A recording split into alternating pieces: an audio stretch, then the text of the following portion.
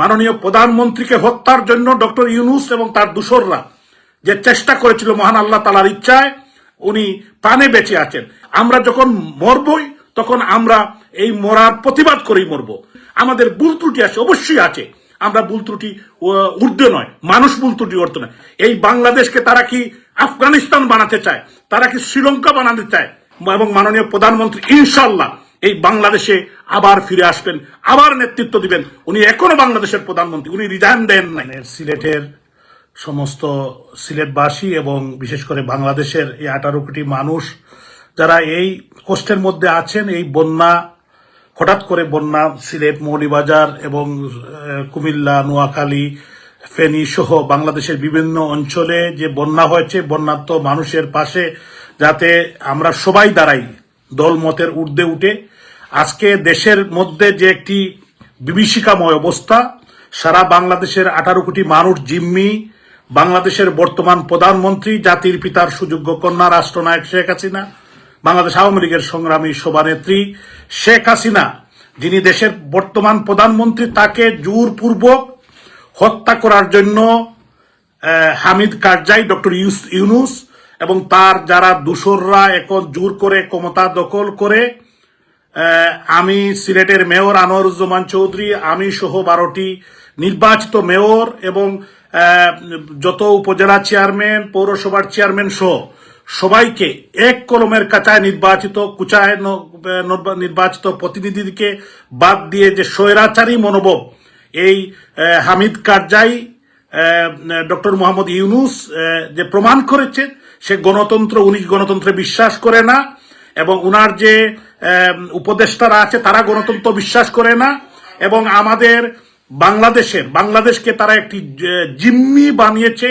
আমাদের আওয়ামী লীগের, যুবলীগ, ছাত্রলীগ, স্বেচ্ছাসেবক লীগ, শ্রমিক লীগের লক্ষ লক্ষ নেতাকর্মীর বাড়িঘর ভেঙে দিয়েছে, জ্বালিয়ে দিয়েছে, যে কালচার বাংলাদেশে কোনোদিন ছিল না।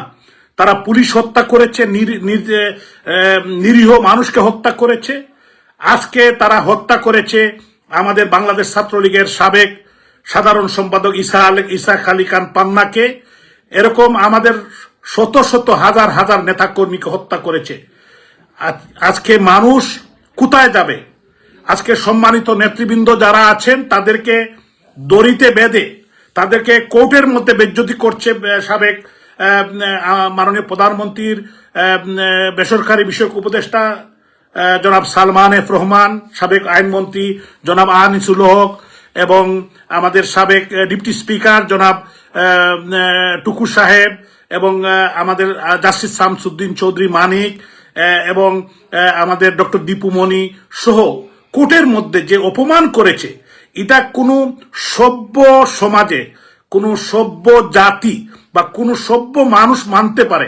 বিশেষ করে জাতির পিতার 32 নম্বর, যে 32 নম্বর থেকে এদেশের মানুষের স্বাধিকার আন্দোলন, এদেশের মানুষের অর্থনৈতিক মুক্তি, যে 32 নম্বর থেকে বাংলাদেশের স্বাধীনতা, জাতির পিতার সেই বাড়িতে আগুন দিয়েছে সেই খুনি চক্র, যারা এই দেশে বিশ্বাস করে না, দেশের স্বাধীনতায় বিশ্বাস করে না, তারা করেছে বঙ্গভবনে, গণভবনে তারা লুটপাট করেছে। মাননীয় প্রধানমন্ত্রীকে হত্যার জন্য ডক্টর ইউনূস এবং তার দূষররা যে চেষ্টা করেছিল, মহান আল্লাহ তাআলার ইচ্ছায় উনি প্রাণে বেঁচে আছেন। ইনশাআল্লাহ তিনি অচিরেই আমাদের প্রাণের বাংলাদেশ, প্রাণের মাতৃভূমি বাংলাদেশে নির্যাতন, নিপীড়ন করে, হত্যার রাজনীতি করে কেউ ক্ষমতায় টিকে থাকতে পারে না। ইনশাআল্লাহ আমরা বিশ্বাস করি আওয়ামী লীগ ঘুরে দাঁড়াবে, এবং আওয়ামী লীগের লক্ষ লক্ষ কোটি কোটি কর্মী এখনো বেঁচে আছে, এবং বেঁচে আছেন জাতির পিতার সুযোগ্য কন্যা, আমাদের প্রাণপ্রিয় নেত্রী রাষ্ট্রনায়ক শেখ হাসিনা। বেঁচে আছেন বঙ্গবন্ধুর কন্যা, কনিষ্ঠ কন্যা শেখ রেহানা, যিনি রাজনীতি করেন না, তার বিরুদ্ধে মিথ্যা মামলা দিয়েছে বাংলাদেশের বিভিন্ন অঞ্চলে, এবং বঙ্গবন্ধু পরিবারের অন্যান্য সদস্য তারাও বেঁচে আছেন। তাদেরকে ভাবতে হবে, তাকে চিন্তা করতে হবে। এই দেশ থাকবে, এই বাংলাদেশের মানুষ থাকবে, এই বাংলাদেশের বিবেকবান মানুষ থাকবে, বুদ্ধিজীবী সুশীল সমাজ। আমি সমস্ত দেশবাসীকে, যারা বিবেকবান মানুষ, আমি আহ্বান জানাতে চাই, আজকে যে কার্যক্রম, যে খুন খারাপি, ডাকাতি, ছিনতাই, এবং বিশেষ করে শিক্ষক, বুদ্ধিজীবী, সুশীল সমাজ, নির্বাচিত প্রতিনিধির উপর যে হামলা, মামলা, নির্যাতন শুরু হয়েছে, আমি মনে করি যে এখন প্রতিবাদ করা শুরু করতে হবে। আমরা এই দেশের মানুষ অতীতে কোনোদিন এটা মেনে নেয় নাই। আজকে এরকম কোন অতীত ইতিহাসে, বাংলাদেশের 50 বছরের ইতিহাসে এরকম নির্যাতন, নিপীড়ন আমরা পৃথিবীতে পৃথিবীর কোন মানুষ এটা দেখে নাই, কোন সভ্য মানুষ। ডক্টর ইউনূস উনি উনাকে ন্যায়বান, নীতিবান মানুষ মনে করেন। উনার চোখে কি লাগে না? উনার সামনে বোনের সম্ভ্রমহরণ, মাকে টেনে খুন করছে, নির্যাতন করছে, রেপ করছে, ডাকাতি করছে, মানুষ হত্যা করছে, মানুষকে জ্বালিয়ে মারছে। অনেক গড় থেকে 24টা, 20টা, 10টা লাশ, 5000 পুলিশকে হত্যা করেছে এবং আওয়ামী লীগের হাজার হাজার নেতাকর্মীকে হত্যা করেছে। এই নির্যাতনের বিচার বাংলাদেশে একদিন হবে ইনশাআল্লাহ, ইনশাআল্লাহ, ইনশাআল্লাহ। আমি সমস্ত দেশবাসীকে এবং বিশেষ করে যারা দেশের বাইরে আছেন সবাইকে আহ্বান জানাবো, আমাদের মাতৃভূমি আজকে আক্রান্ত, বন্যা আক্রান্ত। সেই বন্যার্ত মানুষের পাশে বঙ্গবন্ধু কন্যা শেখ হাসিনা, উনি এখনো দেশের প্রধানমন্ত্রী, উনি রিজাইন দেন নাই। উনাকে জোর করে হত্যা করার জন্য গণভবনে ঢুকে আপনারা দেখেছেন কি করেছে। আজকে এর প্রতিবাদ করতে হবে, এই জোরালো প্রতিবাদ করতে হবে এবং এদের বিরুদ্ধে সোচ্চার হতে হবে। আমরা যখন মরবই তখন আমরা এই মরার প্রতিবাদ করেই মরবো। আমাদের লক্ষ লক্ষ নেতা কর্মীকে, আমাদের মুরব্বিয়ানদেরকে, আমাদের মহিলাদেরকে যেভাবে তার হায়ানার মতো, যে পাকিস্তানি আর্মিরাও যে এরকম করে নাই। এই পাকিস্তানের থেকে ডক্টর ইউনূস একজন হামিদ কারজাই। আপনারা অনেকেই হয়তো আফগানিস্তানের কথা মনে আছে, এরকম ডক্টর ইউনূসের মতো হামিদ কারজাইকে তারা ক্ষমতায় বসিয়েছিল, কিন্তু সেই ক্ষমতা বেশি দিন ধরে রাখতে পারে নাই। ইনশাআল্লাহ বাংলাদেশে এদের বিচার একদিন হবে, হবে, হবে। আমি আমাদের প্রাণের সিলেট, আমার সম্মানিত সিলেটবাসী আমাকে ভোট দিয়ে নির্বাচিত করেছিলেন। আমি জানি আপনাদের এই সন্তান, আপনাদের জন্য আমি কিছু করতে পারি নাই, কিন্তু ইনশাআল্লাহ এই মাটির জন্য, সিলেটের মাটির জন্য, এই হযরত শাহজালাল শাহফরানের পুণ্যভূমি, এই সিলেটের মানুষের জন্য আমি আমার জীবনভর, আমি আমার পরিবার, আমি কাজ করে যাব। এবং আপনারা আমার জন্য দোয়া করবেন। যারা আমাকে হত্যা করতে চেয়েছিল, আমার উপর মিথ্যা মামলা দিয়েছে, আপনারা আমি সিলেটের আমার যারা আপামর জনগণ, সিলেটের বিবেকবান সাংবাদিক, বুদ্ধিজীবী, অন্যান্য দল যারা করেন, আমি কারোর প্রতি কোনোদিন কোনো অন্যায় করি নাই। আমি নির্বাচিত প্রতিনিধি হিসাবে, আপনারা আমাকে ভোট দিয়ে নির্বাচিত করেছিলেন। আমি যতদিন চালিয়েছি আমি সবাইকে নিয়েই চালিয়েছি। আজকে আমার বিরুদ্ধে চাঁদাবাজি, মার্ডার, যত ধরনের মিথ্যা মামলা, আমার বাড়ি জ্বালিয়ে দিয়েছে। আমাদের প্রায় 25টি, আমাদের নেতা শফিকুর রহমান চৌধুরীর বাড়ি জ্বালিয়ে দিয়েছে, আমাদের নেতা জাকির হোসেনের বাড়ি জ্বালিয়ে দিয়েছে, মাসুক উদ্দিন আহমদের বাড়ি জ্বালিয়ে দিয়েছে, আমাদের নাসির উদ্দিন খানের বাড়ি জ্বালিয়েছে, শফিউল আলম চৌধুরী নাদেলের বাড়ি জ্বালিয়ে দিয়েছে এবং আমাদের অ্যাডভোকেট রঞ্জিত সরকারের বাড়ি 5 বার জ্বালিয়েছে, আজাদুর রহমান আজাদের বাড়ি 2 বার জ্বালিয়েছে, জাহাঙ্গীর আলম, নাজমুল ইসলাম সহ আমাদের পীযূষ কান্তি দে তাদের বাড়ি জ্বালিয়ে দিয়েছে, আমাদের জাসদের সভাপতি লুকমান আহমদ সাহেবের বাড়ি জ্বালিয়ে দিয়েছে। আজকে বিবেককে, আপনারা বিবেকের, সিলেটে তো কোনোদিন এই কালচার ছিল না। মাহা একটি শাড়িঘরকে লুটপাট করেছে, কোটি কোটি টাকার জিনিস দিয়েছে। এটা কারা করেছে? আমি সিলেটের বিবেকবান মানুষের কাছে আজকে প্রায় 3000 দোকান লুট করা হয়েছে, আরো অসংখ্য বাড়ি জ্বালিয়ে, আফতাব হোসেন খান আমাদের স্বেচ্ছাসেবক লীগের প্রেসিডেন্ট, তার বাড়িকে জ্বালিয়ে দেওয়া হয়েছে। তো আমি বলতে চাই, এরা কারা? এরা কি চায়? এই দেশকে কি তারা ধ্বংস করতে চায়? এই দেশ মাননীয় প্রধানমন্ত্রী রাষ্ট্রনায়ক শেখ হাসিনা, জাতির পিতার কন্যা, উনি এই দেশকে একটি পর্যায়ে নিয়ে এসেছিলেন। আজকে এই আমাদের যে সুন্দর আগামীর বাংলাদেশ, সেই বাংলাদেশকে এই হামিদ কারজাই, ডক্টর ইউনূস ধ্বংস করে দিয়েছে। আজকে গণতান্ত্রিক মনা রাজনৈতিক দল সবাইকে আমরা আহ্বান জানাতে চাই, সবাই কিন্তু ঐক্যবদ্ধভাবে এই হামিদ কারজাইয়ের বিরুদ্ধে রুখে দাঁড়াতে হবে। কারণ এরা জোর করে ক্ষমতায় ধরে মাননীয় প্রধানমন্ত্রী শেখ হাসিনাকে হত্যা করার জন্য গণভবনে যে তাণ্ডব চালিয়েছিল আপনারা দেখেছেন। দেশের বিবেকমান মানুষদেরকে, আমাদের মা বোনদেরকে আপনারা দেখেছেন।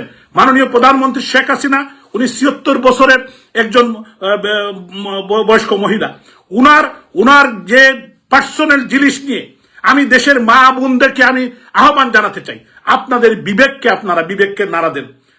আওয়ামী লীগ সরকার ক্ষমতায় থাকাকালীন আমাদের ভুল ত্রুটি আছে, অবশ্যই আছে। আমরা ভুল ত্রুটি ঊর্ধ্বে নয়, মানুষ ভুল ত্রুটি ঊর্ধ্বে নয়, কিন্তু এরকম আমি আপনার সিলেটের আমার আপামর জনগণকে বলতে চাই, আপনারা দেখেছেন গত 15 বছরে আওয়ামী লীগ কোনো একটি বাড়িতে কি হামলা করেছিল, কোনো একটি বাড়ি জ্বালিয়ে দিয়েছিল, কোনো একটি মানুষকে হত্যা করেছিল? আজকে তারা কি করছে? আমাদের সবাইকে তারা হত্যার জন্য মামলা এখন পর্যন্ত আমার মনে হয় প্রায় 20টির উপরে মামলা দিয়েছে, এবং মিথ্যা, বানোয়াট এবং ষড়যন্ত্রমূলক মামলা আমাদের নেতৃবৃন্দ, আমাদের কর্মীদের উপর, এবং তাদেরকে হত্যা করার জন্য তাদের বাড়িতে গিয়ে অস্ত্রশস্ত্র নিয়ে তারা মহড়া দিচ্ছে। এরা কারা? এরা কি করতে চায়? এই বাংলাদেশকে তারা কি আফগানিস্তান বানাতে চায়? তারা কি শ্রীলঙ্কা বানাতে চায়? এই দেশকে বাংলাদেশের বিবেকবান মানুষ এটাকে আফগানিস্তানও হতে দিবে না, এটাকে পাকিস্তানও বানাতে দিবে না, এটাকে শ্রীলঙ্কা বানাতে দিবে না। এটা বাংলাদেশ থাকবে।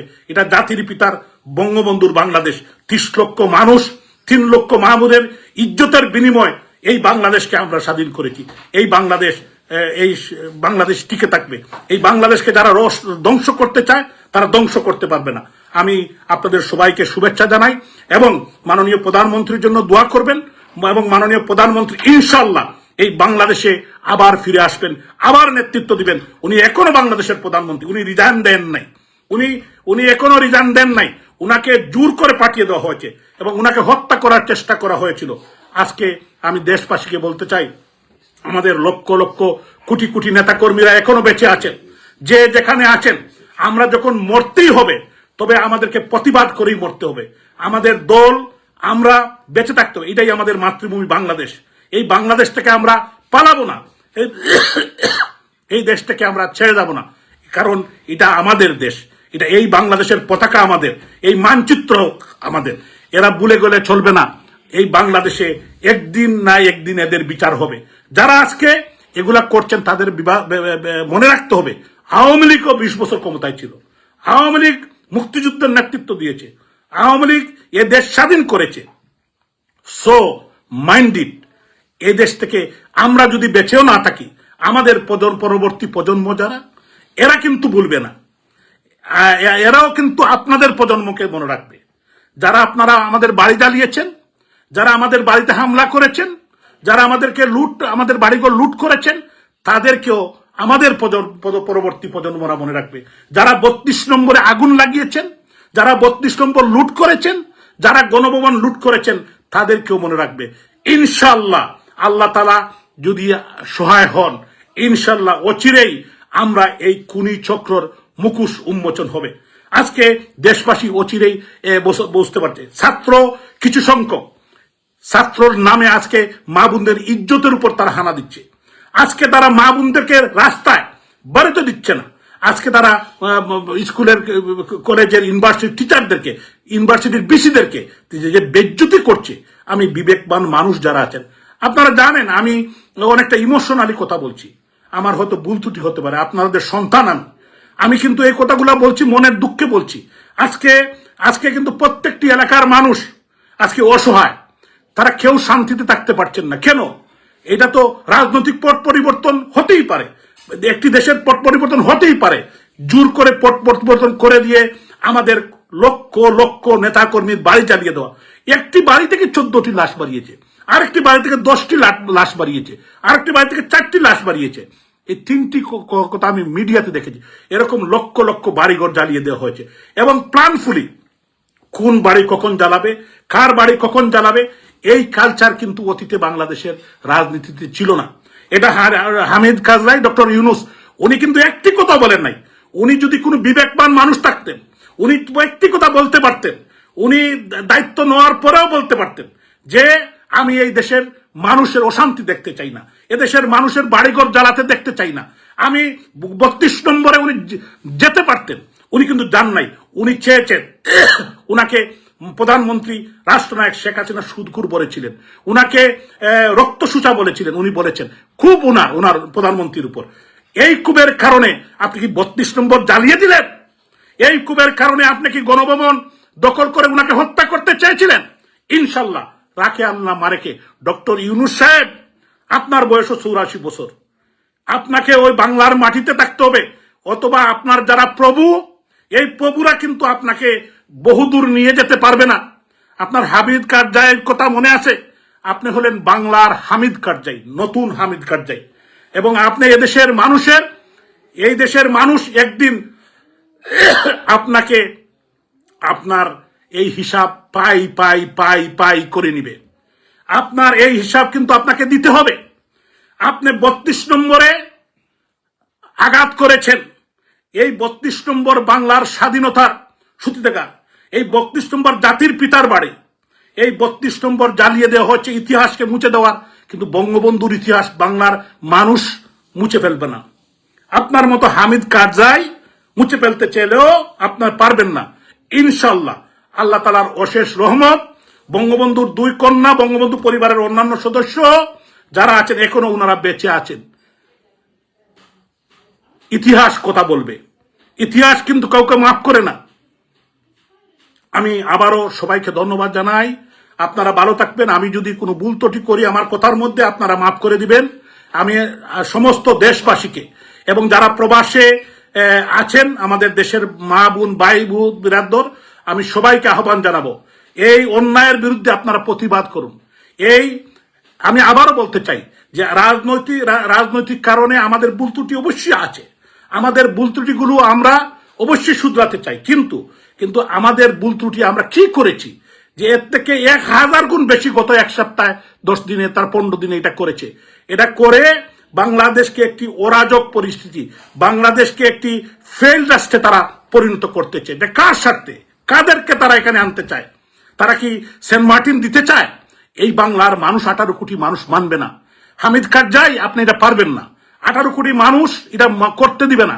মানুষের রক্তের উপর দিয়ে আপনি এই দেশকে পরাধীন করতে পারবেন না। এই দেশ বাংলাদেশ থাকবে, বাংলাদেশের মানচিত্র থাকবে, বাংলাদেশের পতাকা থাকবে। ইনশাল্লাহ আমার মাতৃভূমি, আমার বাংলাদেশ, আমার মা মাটি, বঙ্গবন্ধুর বাংলাদেশ বেঁচে থাকবে ইনশাআল্লাহ তাআলা। আপনারা সবাই ভালো থাকবেন, সুস্থ থাকবেন, আমার জন্য দোয়া করবেন এবং আমাদের যে প্রাণের বাংলাদেশ, এই বাংলাদেশ ভালো থাকুক। এবং আমি আবারও আহ্বান জানাই, সমস্ত পৃথিবীর যেখানে বাঙালিরা আছেন, আমাদের ভাই বোনেরা, এই বন্যার্ত মানুষের পাশে দাঁড়ান। আমাদের প্রাণপ্রিয় বাংলাদেশের মানুষের যে এলাকায় আছেন, বানবাসী মানুষ, যারা বাচ্চারা, শিশুরা, কারণ এটা আমাদের দেশের মানুষ। রাজনৈতিক ডিফারেন্স থাকতে পারে, কিন্তু এই রাজনৈতিক ডিফারেন্সের ঊর্ধ্বে উঠে আমরা দেশকে বাঁচাতে হবে, আমাদের দেশের মানুষকে বাঁচাতে হবে, এই বন্যার্ত মানুষকে বাঁচাতে হবে। আপনারা সবাই ভালো থাকবেন, সুস্থ থাকবেন এবং বিশেষ করে আমার প্রাণের সিলেটের মানুষ, আমার হযরত শাহজালাল রহমতুল্লাহ আলাইহির মানুষ এবং যারা আমাকে ভোট দিয়ে নির্বাচিত করেছেন, আমি আপনাদের এক অযোগ্য সন্তান, আমি আপনাদের জন্য কিছু করতে পারি নাই, আপনারা আমাকে মাফ করবেন। ইনশাআল্লাহ যদি আল্লাহ তাআলা আমাকে কোনো সুযোগ দেন, এই সিলেটের মানুষের জন্য আমি কাজ করে যাব, এখনো কাজ করে যাব। আগামী দিনও যদি আমার কিছু দেওয়ার থাকে আমি অবশ্যই দিব, কারণ আপনারা আমাকে ভালোবেসে ভোট দিয়েছিলেন। আমি পারলাম না, আমাকে জোর করে আমাকে বাতিল করে দেওয়া হয়েছে। আমি নির্বাচিত প্রতিনিধি, আমাকে এবং যারা মেয়র সাহেব আছেন, যারা উপজেলা চেয়ারম্যান, যারা উপজেলা চেয়ারম্যান এবং পৌর মেয়র যারা আছেন, তাদেরকে এরকম এক কলমের কুচায় ও স্বৈরতান্ত্রিক ভাবে পারে না, এই সরকার পারে না, কিন্তু তারপরে করেছে, অবৈধভাবে পার্লামেন্ট বাতিল করেছে। এর হিসাব একদিন এই বাংলার মাটিতে হবে। আপনাদের সবাইকে অসংখ্য ধন্যবাদ। সবাই ভালো থাকবেন, সুস্থ থাকবেন, আবারও বন্যার্ত মানুষের পাশে দাঁড়াবেন। জয় বাংলা, জয় বঙ্গবন্ধু, জয় হোক শেখ হাসিনা, জয় হোক বাংলার 18 কোটি মানুষের।